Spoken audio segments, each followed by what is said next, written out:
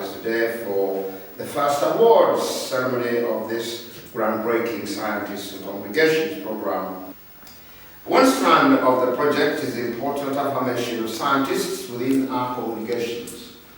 The prizes awarded today are both symbolic and also prophetic in using the gifts of those within our church congregations to show us that we all inhabit one world, one universe created by God, one body, one faith, one hope, under the lordship of Jesus Christ, and where the Holy Spirit is at work as much in science and technology as anywhere else. We're providing grants for churches, for teams within churches, scientists working with congregations, to bring some of the big questions about science and faith into the worshipping and learning lives of congregations of all sizes.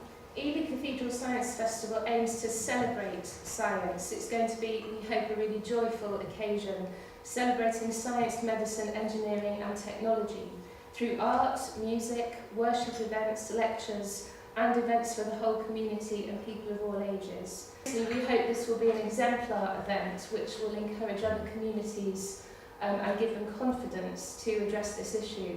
We're also quite passionate that this is going to be a missionary kind of event to connect people to the life of the church, and perhaps people who wouldn't normally engage with the church or have perceptions about what the church thinks about science.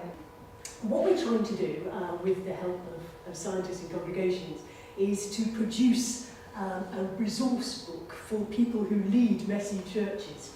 And it's going to have about 10 chapters, that's the plan at the moment, all on different scientific themes that go across into theology as well as science. So things like water, air, the human body, the metaphorical stuff, and power and energy and transformations and life and death and so on. And we're going to present, pull together about 10 ideas on each of these themes.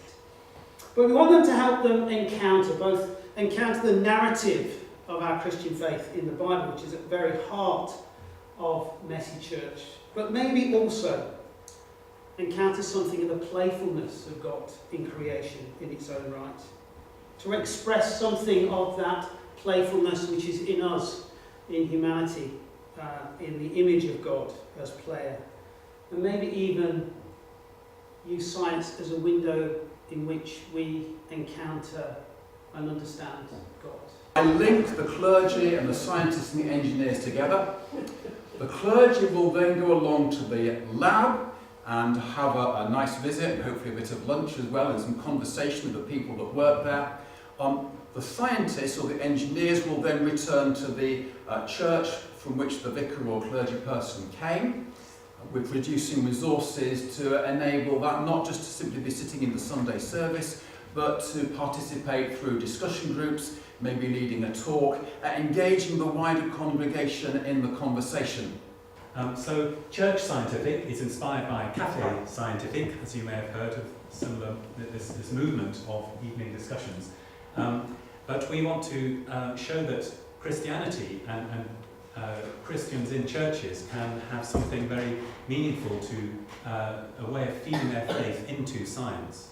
I'm really excited about this. We're excited, we've got about six of us who are going to be delivering these workshops, but it's going to be very much interactive discussion, exploring each other's subjects. We are based in Harwell and Chiltern, and right in the heart of our benefice is the Harwell Science Campus. There's probably about 5,500 scientists working on science in our benefice and living in our community. And I think one of the things when we saw this project was that we want to talk to our community, we want to invite them in and make sure that they know that they don't have to choose science or faith, that there isn't a gap, there's no divide. But the idea is that the children take on, they do the fun, they do the science, and they take on the notion that the science and the Bible can be taught in the same hour. The Cathedral Quarter has a number of buildings in it. The Cathedral at the centre, a community centre, and now a new car park.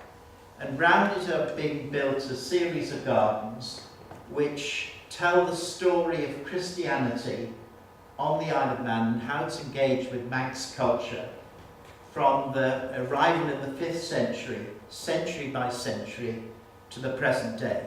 We're looking at creation, and alongside that 480 million years of geology evident on the Isle of Man, and looking how these things might be drawn together.